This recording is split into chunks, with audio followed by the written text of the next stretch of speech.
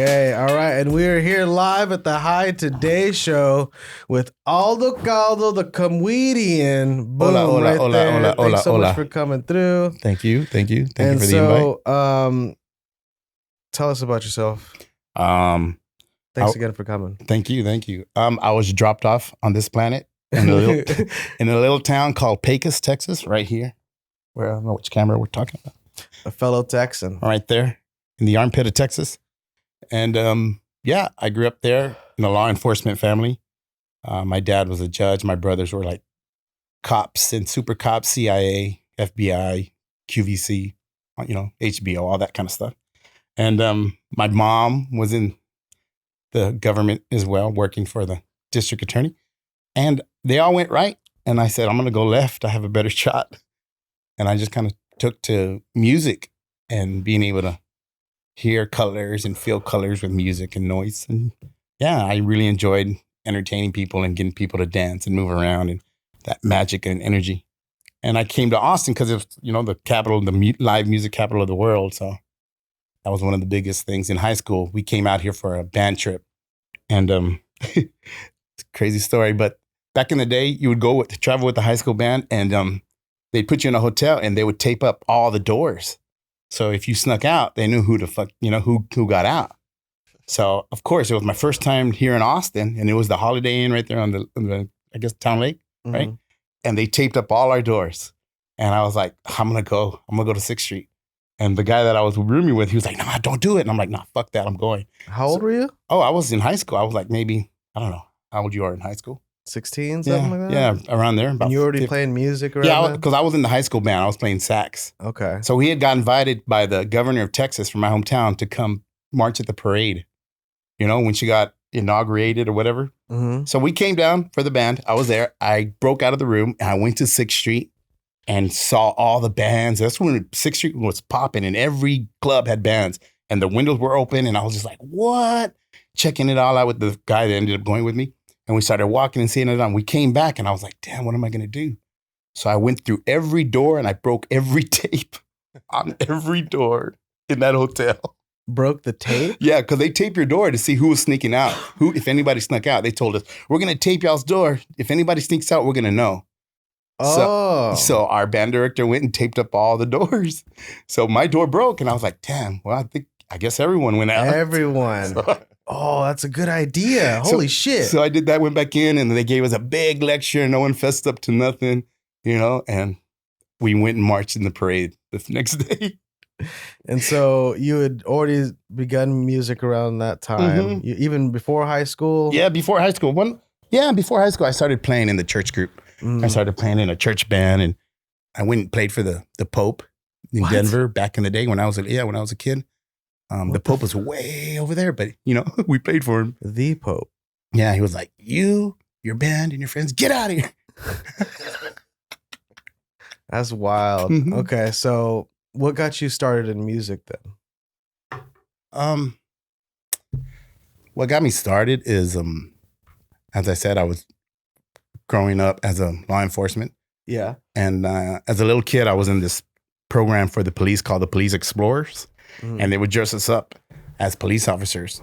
And my hometown is known for the rodeo. So they would have a rodeo and like all the old school country artists would come, like George Strait, Randy Travis, all the old school guys, right? So my job and my brothers, we were dressed up as little cops and our job was to park the cars during the rodeo. So they would park the cars and, the sheriff's department, the posse barn would, secure the perimeter. Well, they would let me go inside the posse barn to go to the restroom. And I would see the band sound checking and stuff. And I'd be like, wow, that's kind of cool. And I'd go walk to the band and be like, hey, while they were sound checking, can I play your piano? And they were like, sure, So I'd get up there and be like, what's this? You know what I mean? And I'd have them, oh, this is this. And I'd be, all right, cool. And I was dressed as a little cop, right? So then I'd go park cars. And then the show would start. And I would turn off my radio and be like, hold on, I'm going to go walk the perimeter. And I'd walk into the posse barn and I'd see these country artists making these people dance. And I'd be like, I want to do this, And and just seeing the people dancing, seeing the cowboy hats, seeing the Latinos with the whites, with the blacks, everyone having a good time. I was just like, I want to do this. This is fun. So you started off on piano? No, I started off on sax, but I kind of started learning everything all together, like guitar, sax, keyboards, whatever I can get my hands on. I was just like, I'll learn it, bass. I was really bad at not saying no. When they would ask, hey, Aldo, can you play keyboards? I'd be like, yeah. Hey, Aldo, can you play flute? Yeah. Hey, Aldo, can you program computers? Yeah. Aldo, can you do LED installments for Area 15 in Las Vegas? Yeah. So I always said yes. Mm-hmm. And if I didn't know how to do it, I would find people. So I'm very good about connecting people and be like, you know what? I know a programmer here. I know this guy here. Let's make this happen, guys. Come on. Exactly how you do it. Mm-hmm. And so, all right, so you're doing music on through high school. I don't have any sound in here. Is it? Can you hear me? I hear you. You don't need them. It's all right. But it's probably just unplugged. Oh, shit. You want me to turn you up? Oh, that's all right. I can hear you fine. So you're doing music on through high school? Oh, shit. We're bringing Justin here into the show right now, everybody. Look at Justin. Let's put our hands together for Justin right here. He's the heart. He's the guy right here. He's the heart. Okay, now I don't hear nothing. I think we've got him switched. You got him switched. It's okay. And then, let me see. Because mine just went out. Yeah. Check, probando sonido. Sí, aquí estamos en Austin, Texas, en el Hight Tonight Show. Fucking cross. Ooh. That's okay. That's okay. Good thing it was a prop. Aldo Caldo, el Comweedian. Did we already start? Yeah. Oh. No, you should be able to hear. Oh, now I can hear you. Okay. There we go. Fuck yeah, we can hear each other. Oh, now we can hear each other. There we go. You wouldn't happen to have an iPhone charger, would you? Mm. Thank you, sir. All right. Now we can really begin. Now we can really begin. Now we can really all begin. that other shit just That was just all right. But yeah, so you're already doing music on through high school. Mm-hmm. And then, am I mistaken? You said you worked with a really big band. Mm-hmm. Menudo? Menudo or Cumbia Kings. You were in both? Yeah. Oh my God. Okay, yeah. So bring us from high school to that. High school, I went to I got a scholarship to go to Lubbock at Texas Tech to play saxophone in their band. I went for a year, loved it, traveled with the Texas Tech going band from Raiderland. And then my second year, they sent me my scholarship money to pay for my dorms and whatnot. And I went out and bought a keyboard and a guitar and something with that money and moved to Corpus and started playing Tejano music. And I didn't go back to school. The college, even though it was paid for, I went to Corpus and started playing Tejano music and wanted to really tour.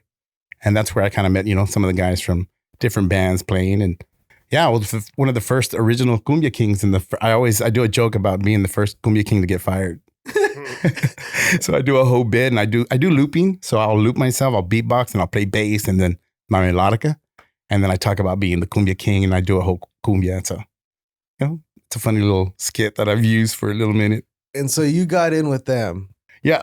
How'd you get fired? What happened there? The true story is the contract. Since I said my dad, my family was law enforcement, I presented them the contract they gave me and it said, own you throughout the universe. You know what I mean? Blah, blah, blah.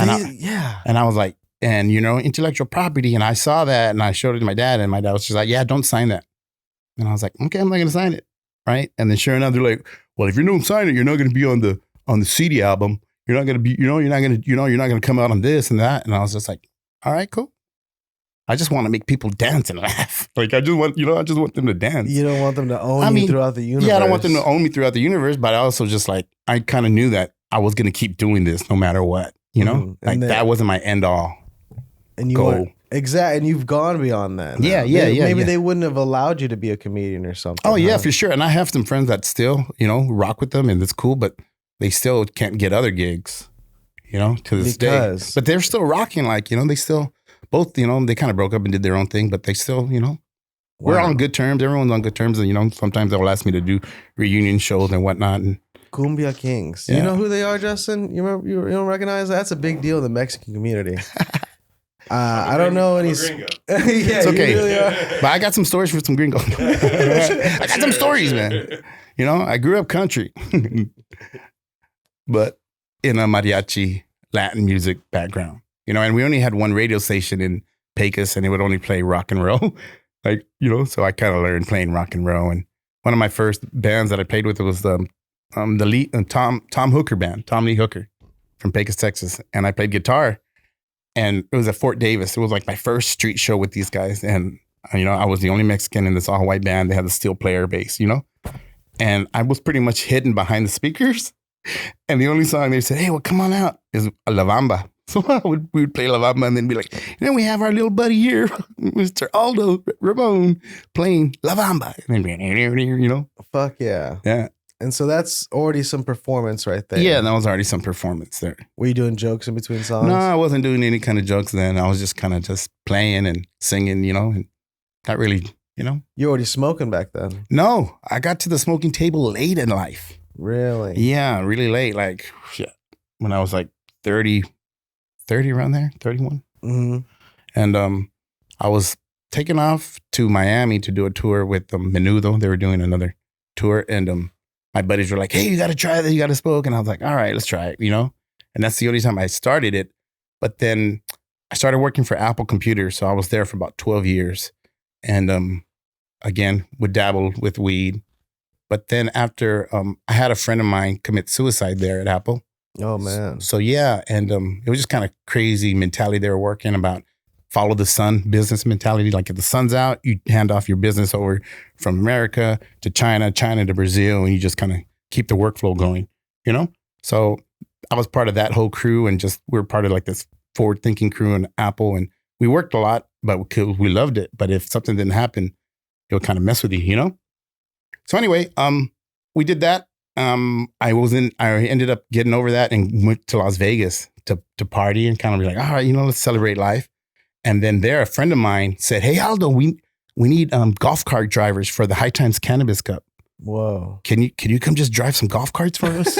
Yeah. And I was just like, fuck yeah. Okay. So I was telling them, like, hey guys, we're taking off to LA, get in the car, we're taking off. So I took my whole little crew, went to the High Times Cannabis Cup for their 420 big inaugural celebration. And I shit you not, I parked my car, get down, didn't know anybody. I was in the back, right? And this guy comes up to me and goes, here are your keys. That's your golf cart. Enjoy your day. And I took my girlfriend with me that time, and they handed her keys too. And everybody that was with me, they handed them keys. And I had to show her how to turn the golf cart, put it in reverse. And they were like, you see those other golf carts? Follow them. And you'll know what to do. So I was like, okay, no paperwork, nothing. They're just like, nope, we're running behind. Go get them. I followed these golf carts into the parking lot of the San Bernardino Convention Center. Mm-hmm. Mm-hmm. Is everyone smoking already? No. Okay. Everyone's out there in the parking lot with their trucks and vans full of plants and weed and pounds and wax and, waiting to come inside to the High Times Cannabis Cup. So I was on the golf cart to pick them up and then take them to their vendor booth. Okay. So that was my job. And then I figured out, I'm like, all right, so I pick y'all up. And then they're like, oh yeah, well, I paid $10,000 to get golf cart service. So I was there, all right, cool. And then I would just go pick them up and they'd be like, here, hit this. And I would start smoking. And I would have a bag full of weed. And then I'd have to go drop it off in my car and come back, keep going back and forth, back and forth. Just people would be like, you're with High Times? All right, here, smoke this. Right. And it was so packed, right? The people were, when we had the what do you call it? We couldn't drive the golf carts through. So I would use my little melodica. I had it on me all the time, and I would go honk, honk, and people would like move out of the way, and then people would I would start jamming with the other songs that were, and get down on the golf cart, and yeah, it was crazy. It was a crazy time, and that was like Friday, Saturday, and then I did like another cannabis cup with them where they had me come in and do the golf carts. But then their announcer, his name was Cookie. Shout out Cookie. He lost his voice. And he was like, "We need somebody that can get people up to the stage and we can throw out this weed, And sure enough, Sorry. Oh, it's okay. It's my mom. It's my abuelita calling. Good morning. Abuelita, sí, go ahead. We're taking the first caller. Can I get a water when you get a chance? Yeah. So basically, my friend Cookie lost his voice, and they said, "Hey, Aldo can wrangle up people." So I went from the golf cart straight to stage, and they said, "Hey, this brand wants you to throw out some weed. Can you say some nice stuff about them?" So I was like, all right, cool. I got the weed together and started, if you love marijuana and you can hear my voice, get your ass to the stage. And people started running to the stage. I'm like, oh, yeah. Somebody make some noise for sativa. Somebody make some noise for some hybrid, And And I was just always, one thing that I learned in Apple is it's kind of like what you're doing right now. Whoever is asking the question is in control of the conversation. Uh-huh. So I've always known that. So I felt like, all right, cool. All I got to do is ask the audience questions that they want to hear. Uh-huh. Who loves their mama? Make some noise. You know, that's what I do. You know, and I'm a hype guy. And sometimes I was so high and dabbed out. That's the first time I had ever done dabs and whatnot at Cannabis Cups. And they would put me on stage and I would have to interview like Wu-Tang. I interviewed George Clinton, like different guests that were doing the Cannabis Cups. Wow. And I'd be like, fucking blown. And I didn't know some of these guys. They'd be like, all right, cool. And what's your favorite strain? All right, cool. And you know what I mean? All right, awesome. And here we are, Comweedian backstage. And I came up with the whole Comweedian because I still had worked for Apple, right? But left. So I was under NDA as Aldo Ramon. So that's why I came up with Aldo Caldo. And that's why I came up with Comweedian, you know, because once I, you know, left Apple and blah, blah, blah, then I could do whatever I wanted. But back then I was in Apple, I was doing like speech contests and not talking shit about Apple, but fruit stand of innovation and blah, blah, blah, you know, and they're like, hey, you can't be doing that. You signed this, blah, blah, blah. And I was like, but anyway, I won a speech contest for Apple and got fired on the same day. No shit. I mean, it was because of a joke. Yeah, it was a humorous speech contest. What'd you say? Oh, it's a lot. It's a act out joke, but what was the bad part? I just said some inappropriate things as a punchline, but it was funny enough, you know, to win the contest. But Apple was like, "Yo, you can't say that." But good job. You can't be saying that kind of shit. It was funny, but you're fired. Yeah, pretty much. It was funny, but you're fired. You know what I mean? And I was just like, all right. And then, you know, I had already started doing gigs with Hight Times. So that was like my backup plan. You know what I mean? That's way better. So I was just like, deuce out, like, you know? Yeah.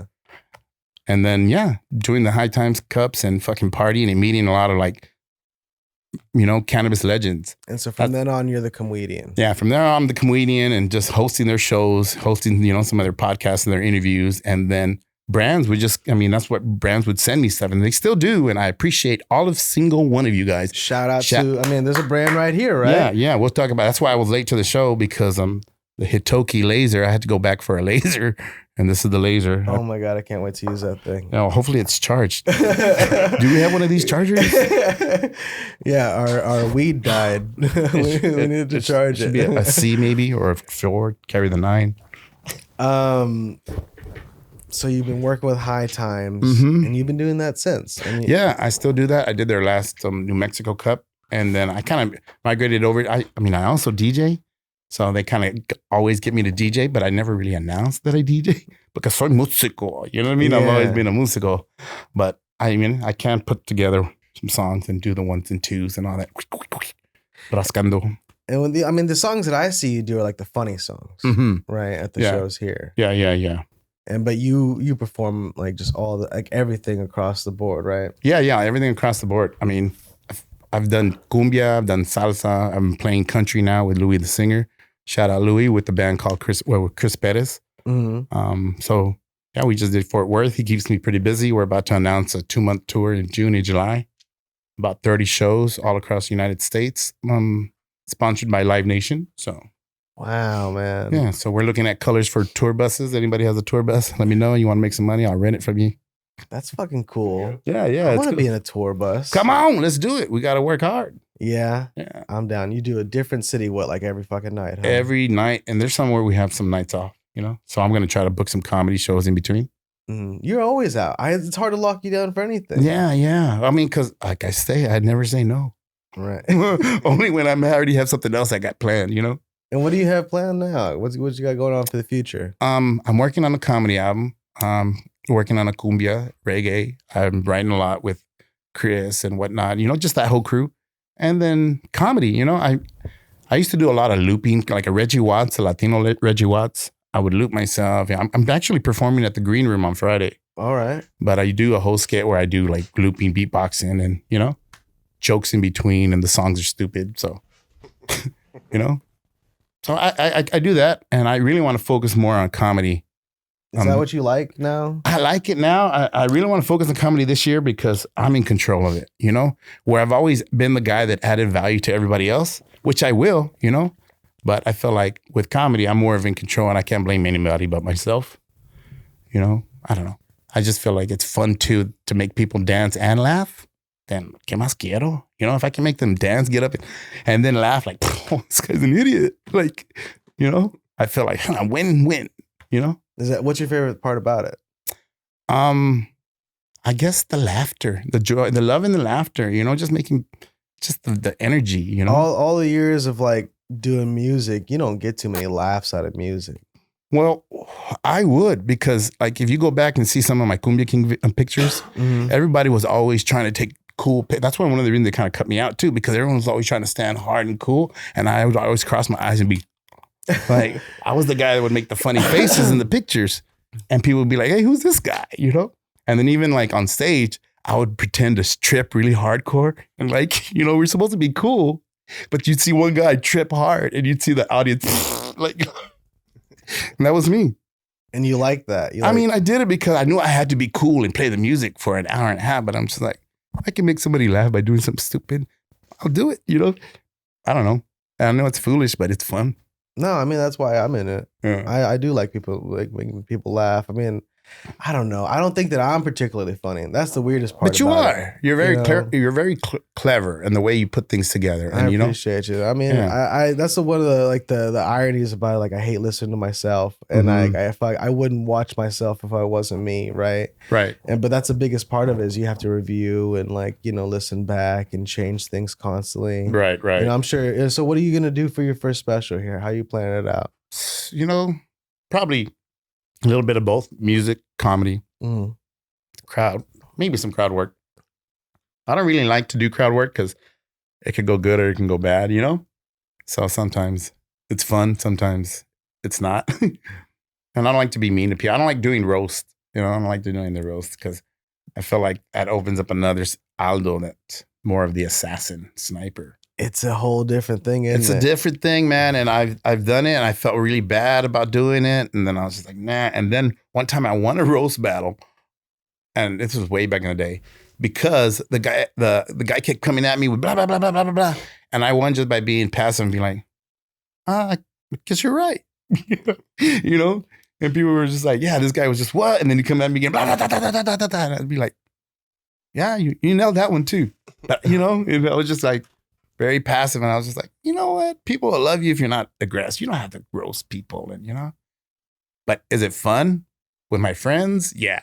When it's not being recorded, maybe, it's a lot more fun, right? I don't know. So, all right. The Comweedian. And then you got these shows here at the Yard. Mm-hmm. Shout out to the Yard. You're doing those every Shout Wednesday. Out the Yard. There, Texas Smoke Connection. Yeah, Wednesday, I wanted to open up, have a night and a venue to start and work on comedy, but also cannabis content where you can smoke in the venue. And, I didn't know any other places. So I was just like, well, I guess I'll just start one there at the Yard. And that's the whole reason of just getting people and getting comedians together, a community of, because you know how it is. We're cannabis comedians, right? And I'm sure other people can do other things, but when you throw cannabis in the mix of some things, people exile you, and the corporate world will not want to book you and whatnot. So I just feel like, man, you got to be more welcoming and, working on open mics and just getting time where you want to smoke weed and know how does it feel to go on stage blown as fuck. I like that because I'm usually blown as fuck every time. And I feel like it helps me because sometimes you see all those people out there and you're like, ugh.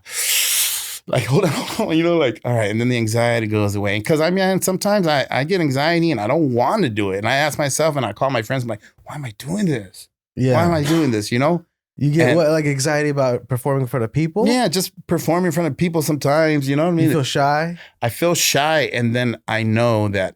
What don't you like about it? You hate bombing? Not.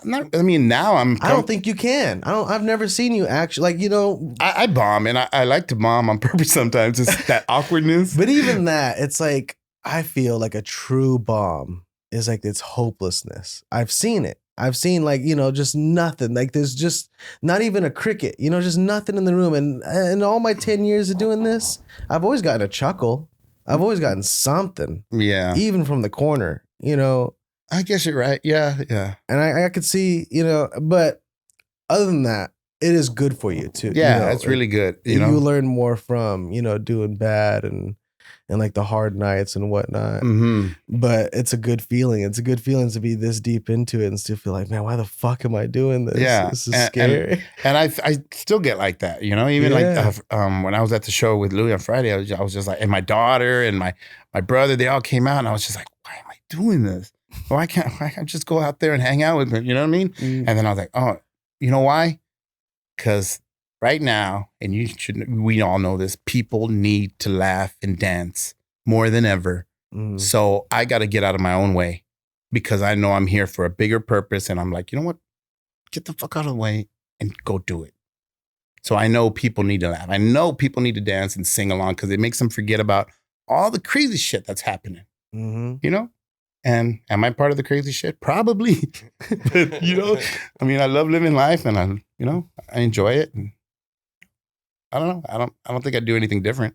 But we are performers. You know, we have to. It's almost like a curse, right? Like, it's a hardcore curse, but it's like a blessing too. Yeah. You're selfless and whatnot. It's like a fucking like, man, you know, like you said, I wish I could just go sit down with them. I wish I could just not need to do any of that. You know, as I look at people, like they live their whole lives, you know, and they'll just work and they'll pay their bills and they'll be with their family. Yeah. And, you know, you watch a movie, you pass the fuck out, you never feel the need like, oh, I need to go get on stage and do something in front of people and perform. Yeah. Like you got kids at home sleeping and shit. You're just waiting for them to fall asleep so you can go out to the club. Exactly. Yeah. Many times. But my daughter saw me going in and out with my guitar strapped on and all. They're just like, we'll see you, Dad. Like, we know what you're doing. It's part of it. It's part of it. You know, and they would, you know, they would have late nights in the studio with me, you know, in different studios, hearing the same song over and over and over. They'd be like, fuck this studio live. I'd be like, well, yeah, because people don't practice. You got to wait until they get it right, you know? My son's seen it. Yeah. He grew up in LA, you know, and like I started a fucking open mic out of my garage because I had a kid inside, you know, and sometimes I'd be on daddy duty. I'd bring him out in front of the fucking whole audience. And he wasn't scared. He'd play with the microphone. And even now, he's told some jokes. Any of your kids gotten on stage or anything? Yeah. Both my daughter, she's gotten with me and played trumpet, and my other daughter's gotten up on stage. My oldest daughter now works for Live Nation. So she goes out there and knocks it out the park. There's something about it. Yeah. You know, like my dad didn't necessarily, you know, none of my parents are performers. You know, no one in my family. Same. Yeah. Yeah. Nobody in my family. But I think I felt like my daughter got cursed because she can see how you can go out for an event, make a lot of money, and chill for 2 or 3 weeks, you know, until the next event. Go out, make a lot of money, and then you're just, you know. So I felt like she was like, fuck those regular jobs, Dad. Like, you had it. And I was just like, I had both. You know, I did both. But yeah, it's a lot cooler to, you know. I mean, if I could wish anything for my son, it's like, man, go be a square, you know, like be a president or something. Yeah. Like you're white, you could do it. Go get an education. Yeah, like, you know, I'm doing this stuff so you don't have to. That's what they always told us, right? Yeah.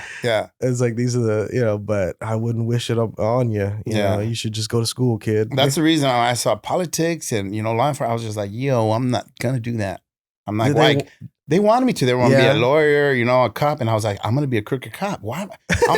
Like, I'm not, I know myself. You know, we'd be driving around with already the Police Explorers program, and we'd have to follow, you know, get in the cops, and I'd be like, can I sit in the back? And be like, no, like, you gotta get in the front. Like, and I'd be the guy and be like, I don't want to do this. I don't want to do this. So I would, I don't like being yelled at. I don't want to, you know, I'm going to fail the piss test. But I would study hardcore for all the drug tests. Yeah. No, I didn't. No, but I did really well on all the tests, you know, because because it was a competition, and I'd show my brothers and other people, like, I know all this shit, but I don't want to do it. Like, I would learn the laws. I would learn all the stupid stuff that we had for this Police Explorer program. And I'd be like, yeah, I definitely don't want to do this. Like, I don't want to give people tickets. I don't want to hurt people. Like, this ain't me. Like, my dad does that for fun. Wow. Yeah. He's retired now, and he just like, he goes out and he volunteers with law enforcement on the weekends and shit. Yeah. I feel like they should legalize everything. Just everything across the board. Legalize it all. Yeah. You know, you just like tell them, as long as there's information about it. That's all. Yeah. You know, Choose as long yourself. as you know what you're getting yourself into, right? Exactly. I mean, Exactly. that's one of the favorite things about weed. Is it doesn't not too much going on. You're not gonna overdose unless you pass out, you eat too much. Yeah. I mean, you could abuse anything. Right. That's the one thing, purists come to me and they're like, maybe you smoke too much, or maybe, you shouldn't be smoking before you do everything, or some people don't like going on stage high. I don't think it's fair to the audience unless I'm as high as possible by the time I hit the mic, Yeah. Or I'm smoking on the stage is ideal. Yeah. It is. It is. That's why I like that. The yard, and the Comweedian show, because people can smoke on stage. That's what the environment we try to make for ourselves. Yeah, is like somewhere you can. Can you smoke here at the creek in the creek? Well, for the Hight Tonight show, the ones we do here, yes. Oh. And then there's not too many other weed shows. I don't think that they do. Wow, maybe but that's why I've been trying to get you out here. Oh wow, I didn't know that. Sir. I did not know yes, that. Sir. Oh, that's cool. Out back, that's what we got the nice big ass stage out there. Okay, summertime should be good here then, huh? Mm-hmm. Man, yes, sir. That's something to consider. Coming up here, I mean, right after South by, it's just like, man, it's gonna be fucking great. Yeah. But yeah, so other than performing, you produce as well. Mm-hmm. I've written some songs and had some songs on different platforms that I've done. Okay. It's all the technical side of stuff. Technical side of stuff, like you're talking about engineering it? Yeah. Yeah. Engineering it, but you're a DJ too. I DJ beats and looping. Yeah, I get into that. I get pretty bored sometimes. And then figure shit out. I'm one of those, kind of like Justin in the back. I see you, Justin. I saw your skills. You have to be interested in that kind of thing. Yeah. And even like just figuring it out and then just being like, all right, cool. You want to learn it? Cool. Now you're in charge. I'm one of those. I'm just like trying to figure it out and let's learn it together. And then, all right, take it. Now make some money with it. What would you be doing if you weren't performing? I'm like during the pandemic, I figured that out during the pandemic. During the pandemic, there was no gigs. All the gigs canceled. All the high times, we had like 8 shows. All my music gigs canceled. So I was like, damn, what are we going to do? And a friend of mine called me and said, there's this art complex in Las Vegas opening up called Area 15. It's going to be like Meow Wolf. It's going to be like artists going to be in there. Do you want to submit a piece? And maybe you can get a piece. And I was just like, yeah, because I don't say no. So I was like, yeah, I'll do it. And then you started doing art. Yeah. So yeah, basically. And I was just like, how much does the gig pay? And they're like, well, we have a budget of $200,000. And I was like, okay. So let me see what I can put up. And I came up with this whole concept, this big airplane. It's still there. It's one of, it still gets pictures and visited. And it's an art piece of an airplane, a C-47 Douglas used in the World War I, II. And we parked it in the parking lot. And I went back and made songs and stories about the people that were on it. And an alien taking over and landing it there at Area 15. And then I put like cumbia on it because like the co-pilot couldn't connect. So they would use radio frequencies. So they were going through a reggae song that I made and then a cumbia song. Oh, let's try to connect. And then my buddy's metal band, Immortal Guardian, came out. And so we were just like plugging our music in this art and stuff. And then we had lights and lasers and I didn't know how to do any of that. And I just kind of like said, yeah. And then I kind of put the budget like, well, this is the plane. I drew it all out. I still have the sketch. This is where the lights are going to come out. This is what it's going to do when people come next to it. And they're like, all right, cool. And yeah, they said, do it. So then I ended up moving to Vegas real quick and with my friend Gabriel. And then we just like, let's figure this out. And then we started getting on YouTube and calling people like, how do you make animatronics turn on, blah, blah, blah. And so we went and figured that out and started programming. And we have pictures and videos of how we documented just lights all over our living room with our laptops, just figuring it out, reading it, and all right, this light turns on and when you do this sound. And so we just kind of put it all together. We had a budget that we weighed, I think the plane was like $10,000 and the lighting I bought for like maybe $10,000. So everything else, we could have used it for other things, but we had a good time. And then from there, landing that art piece with Area 15, once the pandemic took off and Area, 15 opened back up, it became real popular. So other companies like Dolls Kill, that's real popular with the EDM community, would call me up to do light installs and LED programming. So for their pop-ups. And I did that. And then I did EDC. So EDC asked me to do this big concert. I'm not this big, what do you call them? Art car called the Forest House. So they had put it together and I kind of went and programmed it, engineered it and put a team together. And was a party machine on wheels driving through the parade of, electronic music. And they're always on the microphone getting people hype while we were. I got to meet fucking all the badass DJs, Diplo, Vintage Culture, like all these fools, because I was a captain of the Forest House.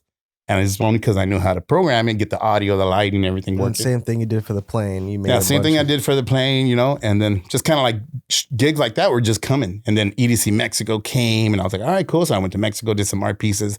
And then I did some pieces for Caesar's Palace with this company and did these huge mushrooms. Like they had me build these huge mushrooms and these huge like psychedelic cactus.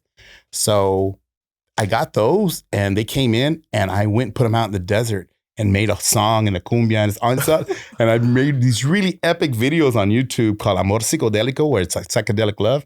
And I have these huge mushrooms and I'm out there playing melodica with a crazy band.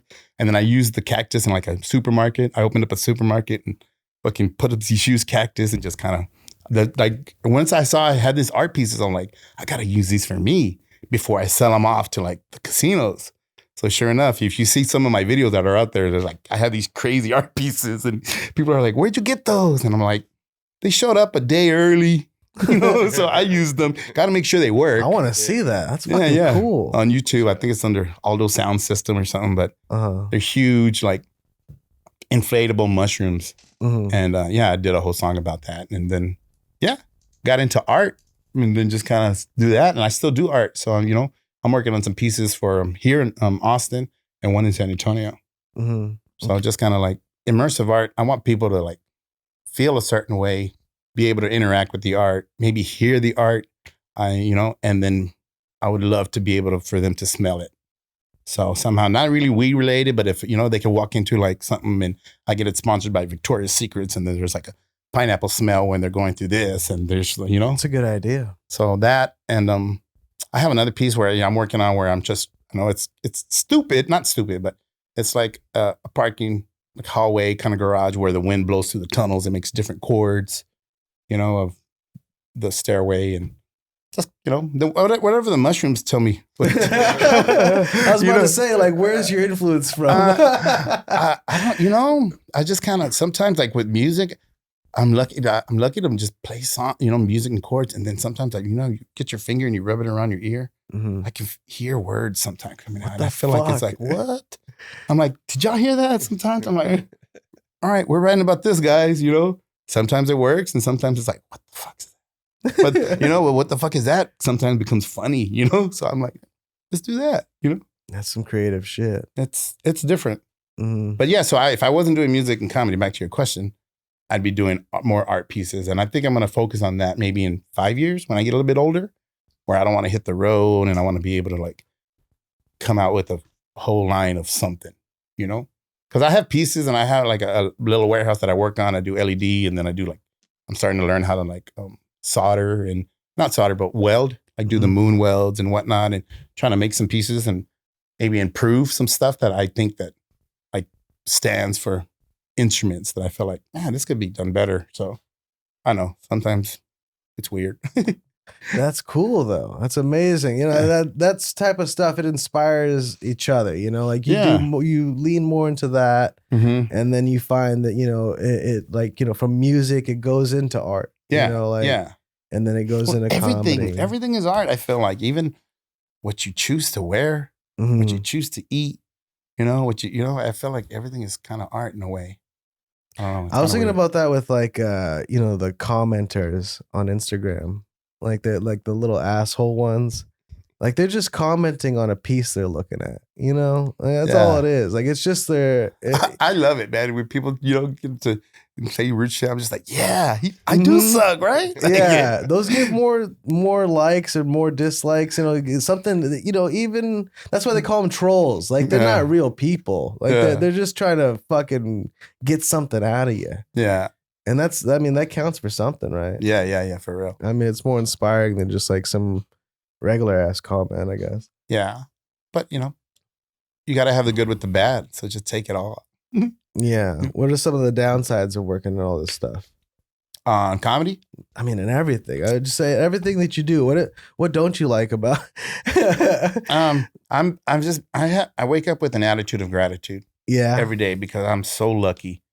Because my teachers thought I'd be working at a fast food. Yeah. And now I start at 4. No, just 4 p.m. I'm at Whataburger on Lamar. Just kidding.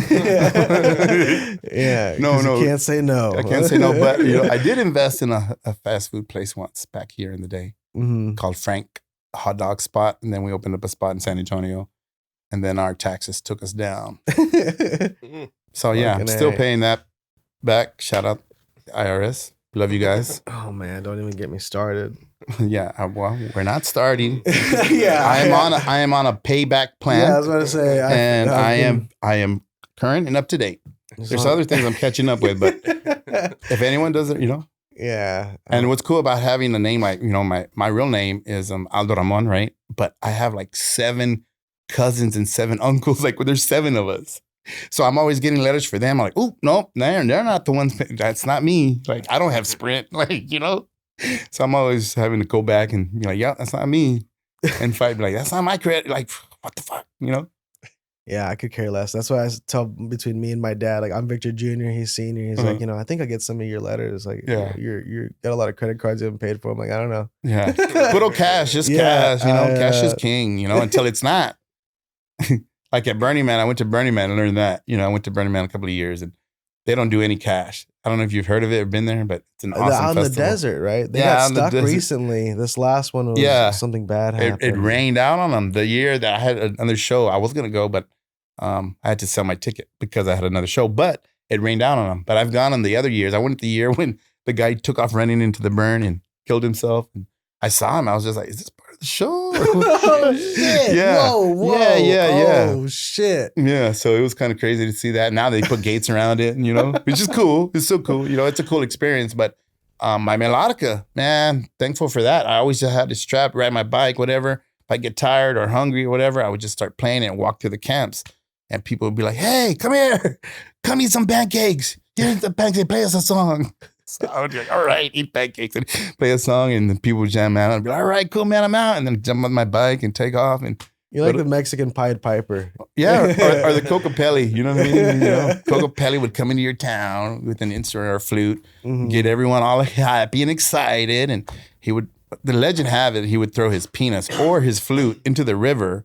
And all the women would jump into the river to get pregnant, so they could have, for their farming. And he would just have a knapsack and throw seeds and be like, all right, I'm out, So I've always heard about that story. I'm like, yeah, I could be like a Caldo Pelli, That's what I was talking about earlier. There's something about being a Rolling Stone. Like, you just want to fucking, it's some promiscuity about it as well. Yeah. Yeah. I mean, I'm thankful I have a home here in Austin, but I also have set up like a spot in Miami where I have a bass, keyboard. I have a whole little setup there with some friends of mine in a studio and a place to stay, and then I have my place in Vegas, and I'm just and people were like, "Why do you pay for a spot in Vegas?" I'm like, when's the last time you went to Vegas and you stayed for a week? And they say I paid like $700. I'm like, yeah, I pay $500 for a room with these other badass creators, and when I'm not doing something, I go over there and I work and I create, and then I'm there in the Vegas cannabis scene. And you don't have to hunt the money. Everyone brings the money, so you just got to have the idea and make shit happen like this. Just like they want to see whatever, and you kind of stay with your finger on the pulse of technology because the sphere. You see like LEDs here. You see animatronics. Everyone's bringing the CES. All the conventions go there, so it's like I already have set plans on when to go there for. MJ BizCon for I want to go for the CES. next one. So they, I've been there and they kind of invite me out and I go to booth to booth and sometimes play and whatnot, which is cool. It's cool. But as you keep your finger on the pulse, and that's one of the reasons I feel like, man, Las Vegas is cool because there's a lot of weird people there too. So if somebody came up to you with an idea or, a concept or whatever, there you can make it happen because you can find those investors and the big people that are coming in and spending $500,000 on stupid shit. When you're like, hey, give me $100,000 of that. Let's make some art, and be remembered forever. Wink, wink. Then, and I also learned from another friend of mine that Vegas, they wash a lot of money with art, and what they're making there. And I see that. I saw that. And I was like, well, that's kind of cool. Shout out to everyone out there, you know. But I may be putting some stuff on blast. But yeah, Vegas has, you know, some other.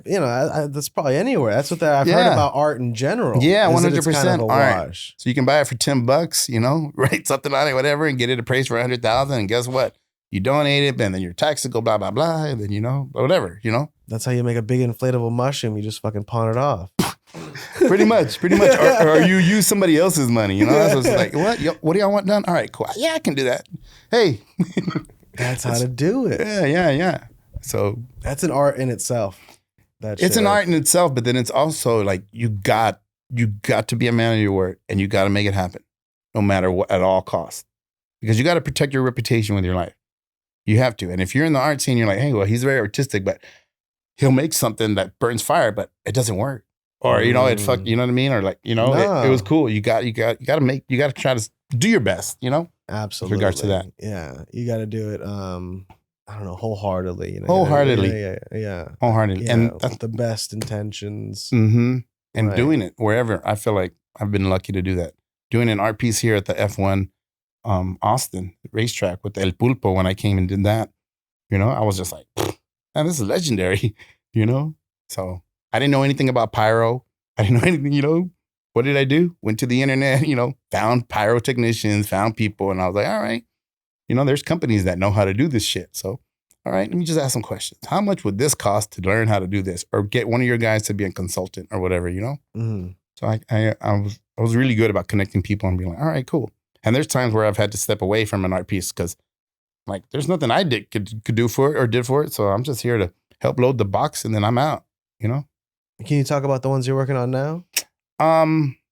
Not till maybe Thursday, because I'm signing something. Yeah. But, you know, I have some with a fragrance company, and then, you know, some other stuff. Of course, the art that I'm working for, I also do some work at the SJG Designs. Mm-hmm. And what's cool is that they have me help, you know, doing like weird hats. So I come up with like hat logos and ideas, and, you know, like, what did I come up with? Fuck yeah, America. Maybe. You know what I mean? Like, just funny logos and just I weird saw shit. you, like, yeah, you were, it was like, it looked like a laser engraver. Yeah, so I learned how to do laser engraving. I'm trying to do that and just kind of like make funny hat logos where you can put them on a patch and be like, you know? Yeah. And I also I want to do it for merch, you know? I want to really just kind of end all my shows taking my hat off and just throwing it to the crowd and be like, yo, thank you, you know? Good stuff, man. You know? Just kind of all that stuff feeds into itself, you know? Yeah. It's important to like, it's hard, you know, because it's not the best way to, like, you know, it makes it like almost like a block whenever you think of it as monetizing it. Mm-hmm. But it is important to do that part of it. What does monetize mean? Yeah. It's like whenever you make money off of something that you love, you know? Like, give it away. Yeah. Yeah, you give it away. Give it away. And then all of a sudden, but it comes, you know, like it starts, like the funding for this. Anytime you need something done, it happens because of that mentality of like, just give it out. I've always felt like, I don't want to say money's attracted to me, but maybe budgets are attracted to me, you know, because you got to make things happen and you got to connect the dots, and then you got to have the people that shake the tree and make the benefit and make the more money come and make triple up, you know. You want people like that around. But I don't know.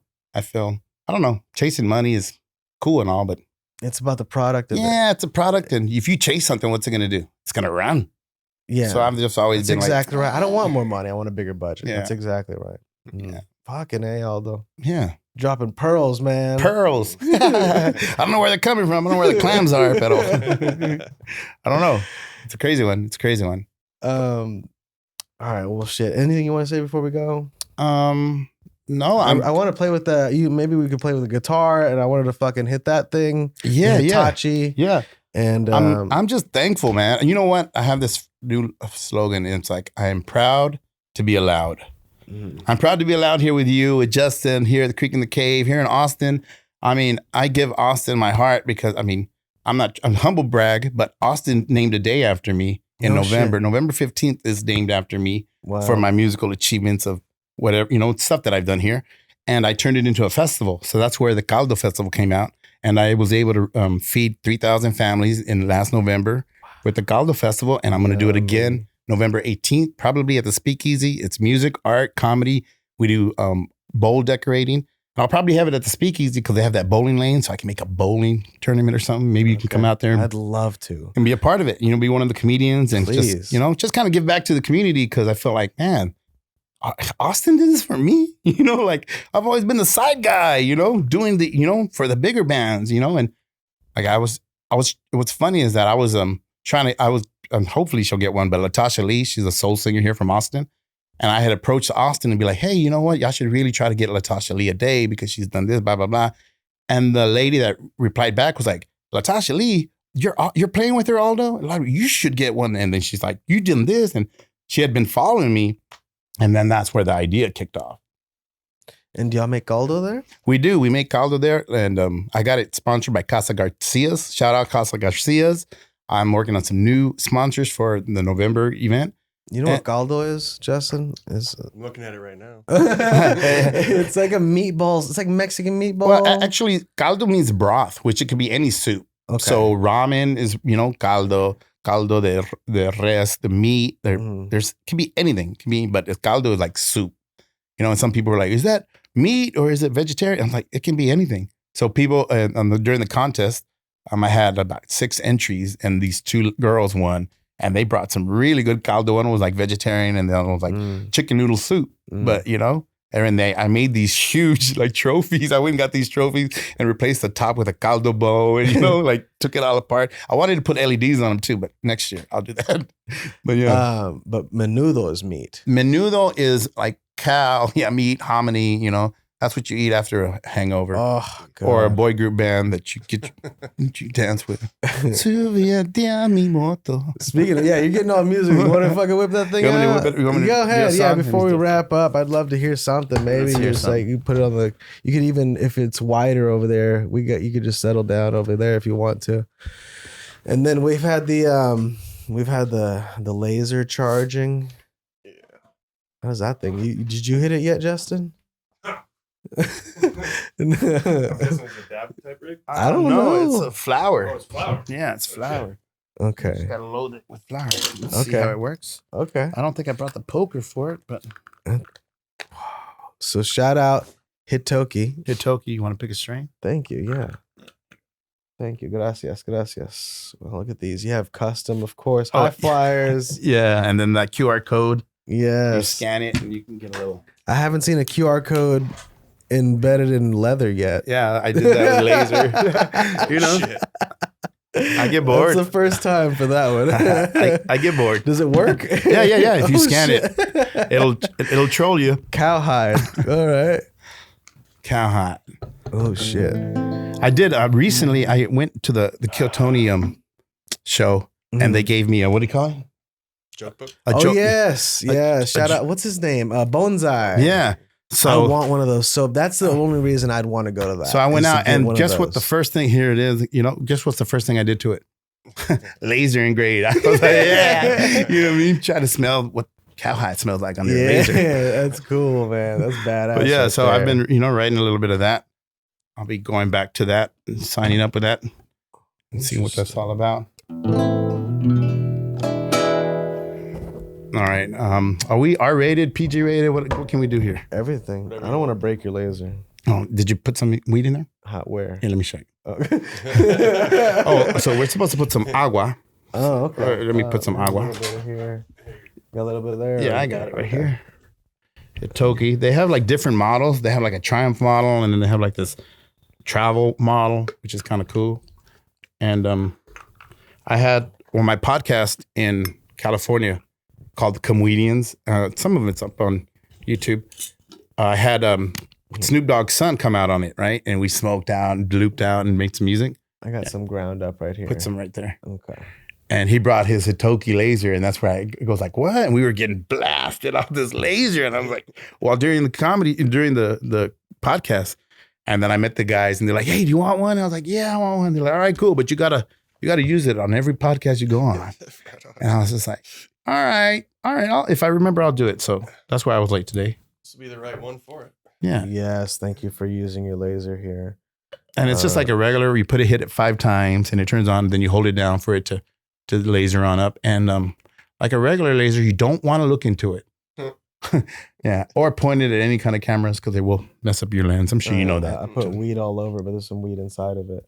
Some weed inside of it. Let's see here. You put some weed all over it. So I think the connection, you have to have it connected or it won't laser up. I might have put too much weed all over Ooh, it. yeah, I felt it, but we'll see if it turns on anyway. It's turning on. Let's see if it's burning. Oh, you see it? Holy shit. There's a laser in there. You see it? What the? I don't know if you can see that on camera. There's a fucking laser in there. There's a laser up in there. Whoa. So there's no fire. That's kind of scary. Wow. And the terp tastes good. What is that strain? Is that like... That's some of Jeremy Green stuff right there. That's some orange sherbet. So you want to hold it, Mhm. puff on it, and that's your carb in the back. You're going to get a good little...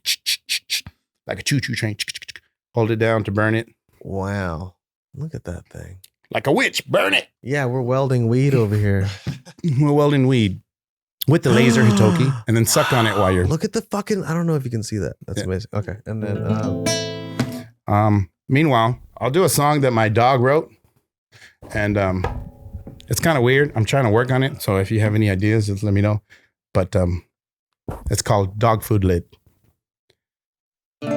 Dog food lid, dog food lid. They're my favorite words.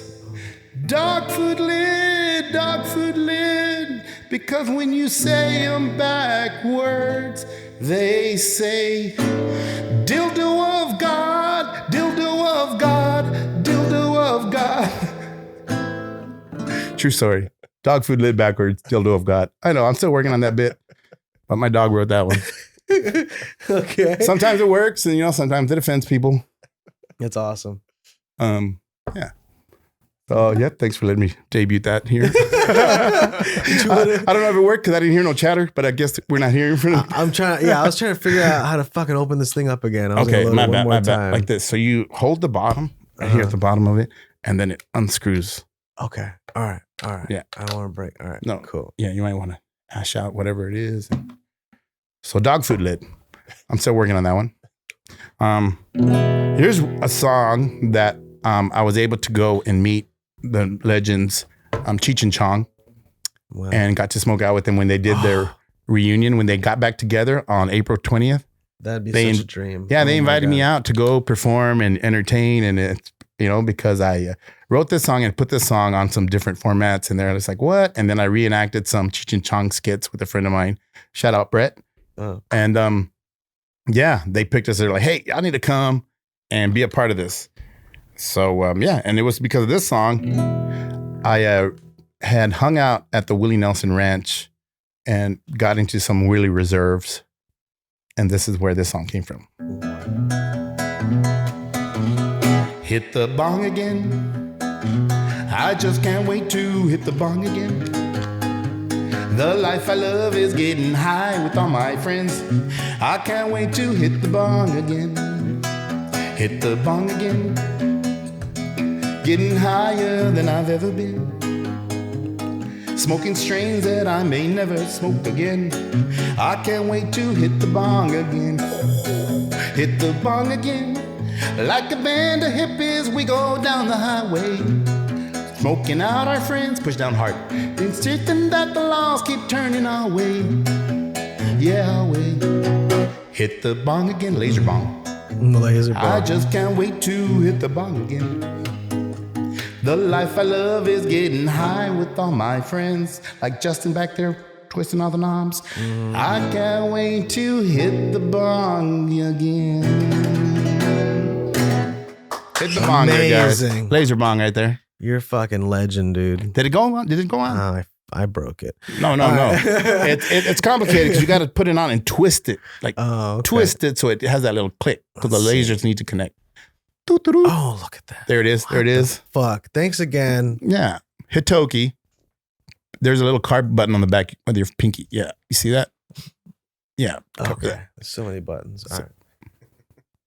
Yep. Puff on that. Make sure it's covered the hole. There it is. Start puffing. Start puffing. Like a choo-choo train.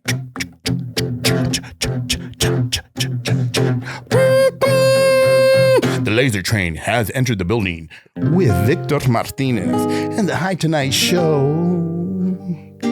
Hight Tonight, every night with Victor. We got to come have you out as like the house band one of these nights. Let's do it. You could be a whole band by yourself. Whole band by myself. We could do it. We can't. You let me know. That would be amazing. That would be the deal right there. Yeah, bring my looper and my other instruments and just give me. You seen the Tonight Show, right? Yeah, I need one of those guys. Yeah? Yes, sir. That would bring the show to life, I'm telling you. Yeah. So in between while you're smoking and stuff, I do songs or whatever. Yeah. Okay, cool. Yeah. I mean, I feel like Reggie Watts was one of my inspirations, and I loop and I do cumbia. That's what I need. So Reggie for me was like. You'd be the roots for me. Yeah, so if anything, I'd hire maybe a luchador to play drums. But other than that, I can do everything else, So I collect luchador masks too. If anybody wants to give me one, I got them, I'm working on an art piece for them, on an art piece with just a bunch of luchador masks. So I'm working on that.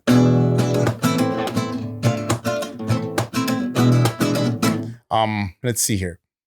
Let's see. What other? Do you want me to do another song? Yeah, one to wrap up, and then thanks again for coming out, man. This has been so fucking fun. Yeah, they can find you at the Comweedian. Yeah, Comweedian or Aldo Way Up. My Instagram is Aldo Way Up, and TikTok I think it's Caldo Comedy. I don't know. I got to kind of put them all together because I'm just jumping around, So I'm gonna probably have to work on that today. I don't know how I'll work on that tonight, So look up Caldo Comedy. All right, let's see here. Here's one. I may not remember all the words, so I may need a hit of that joint. It'll like get me through. The motherfucking Comweedian. This has been amazing, man. You're amazing. Y'all are amazing, man. Thanks for having me out. I'm just proud to be allowed. You know what I mean? Thanks so much, guys. Yeah. Let me see. Let me put this back a little bit. Can you hear the guitar better with that, Justin? Right? All right. So not in Texas yet, but all around, they're having dispensaries. But we do have a dispensary, right? There's a couple of dispensaries, Austin Night and whatnot. So wrote this song during a new movie release that came out recently. Let's see if you can recognize it.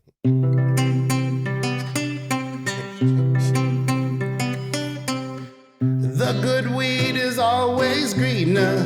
The good weed will get you baked. You think about blowing fire. Instead, you're just rolling shake. With all the beautiful buds around you, what weed are you looking for? Such beautiful buds around you. Let's get high on the cannabis floor with the dispensary. Dispensary. It costs more cheddar, but their weed's better. Take it from me. Out in the streets, they slang all day. What if your dealer goes away? Here they're devoted, full time to smoke it. Dispensary. Amazing. That's been the Hight Today show. Thank you so much, Comweedian. Thank you guys. You guys have a good fucking day. Bye-bye.